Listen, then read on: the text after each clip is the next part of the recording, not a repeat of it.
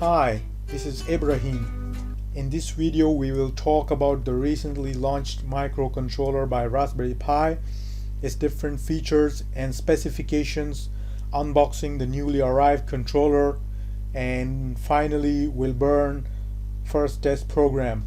So what are we waiting for? Let's get started. Raspberry Pi is a microcontroller, not a single board computer. So what's the difference between single board computer and microcontroller? A single board computer means that all of the components of computer are on a single printed circuit board, including CPU, GPU, and memory. There are several definitions of microcontroller, one of which is a microcontroller is an integrated circuit device used for controlling other parts of an electronic system, usually via a microprocessor unit, memory, and some peripherals. Pico microcontroller is built based on RP240.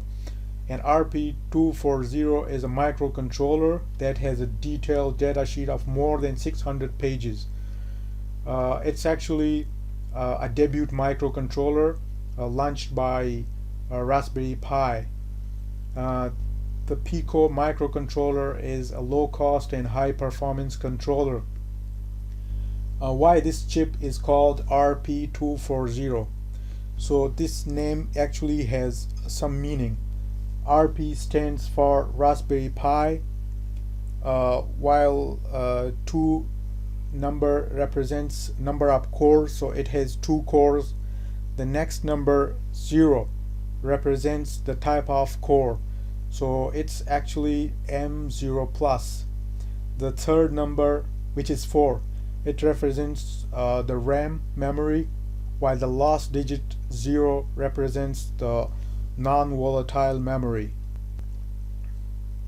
With a large on-chip memory, symmetrical dual-core processor, deterministic bus fabric, and rich peripherals set augmented with our unique programmable IOs. It provides professional users with unrivaled power and flexibility, with detailed documentation, supports MicroPython, C++, UF2 bootloader in ROM. It has the lowest possible barrier to entry for beginner and hobbyist users.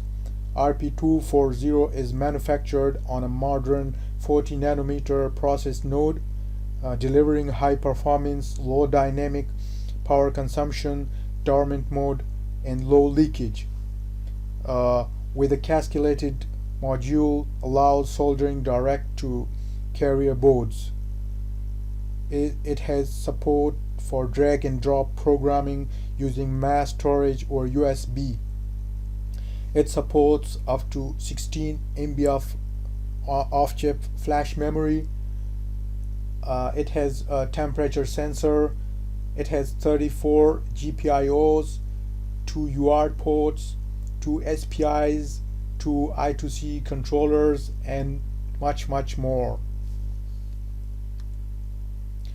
So this picture actually represents the pinouts of Raspberry Pi Pico microcontroller. We have the power pins and ground pins. We have UART. We have other programmable GPIOs. We have analog to digital converter. We have SPI port. We have I2C and other pins, etc. The debugging port on the bottom is actually an interface that is used for debugging purpose, for connecting with ST-Link type boards. This controller is suitable for you to start no matter you are a beginner or expert. It's programmable in C, C++, and Python. Pico is adaptable to a vast range of applications and skill levels, and getting started is as easy as dragging and dropping a file. More experienced users can take advantage of Raspberry Pi Pico's rich peripheral set, including SPI, I2C, and 8 programmable state machines for custom peripheral support.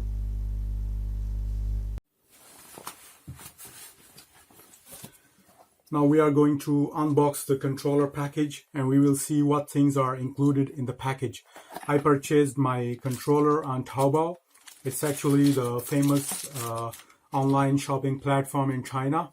So the package I received contains a Raspberry Pi Pico Micro-controller, a pair of 40 pins single row headers with 2.54 millimeter pitch, and a USB data cable. I will include the link for the authorized sellers that are mentioned on the website of Raspberry Pi, from where you can purchase the controller. So that's all. And now the next step is to burn our first program and test if our controller is working. So let's go ahead. Now I'm going to connect the controller to my computer. So as I connect the controller, the Windows pops up. So this is actually the memory of the controller. So after copying the LED file with .uf2 extension, the Windows disappears and the LED starts blinking. So this actually verifies that the program is working properly. Now I'm going to verify another program to print some text to the serial port. So once I connect it, the window appears. I copy the file. So I already have opened the PuTTY program. My COM port is COM6 with baud rate 115200. So once I press the connect button, the text is printed to the window of PuTTY. So this is how it works. So I hope you guys enjoyed this introductory video of Raspberry Pi Pico Microcontroller. In future, I will make more videos about how to interface different sensors like temperature sensor, pressure sensor, LiDARs, and many more. So if you guys have any questions, please leave it in the comment section below. I will try to answer your questions. For future videos, please stay tuned and see you next time.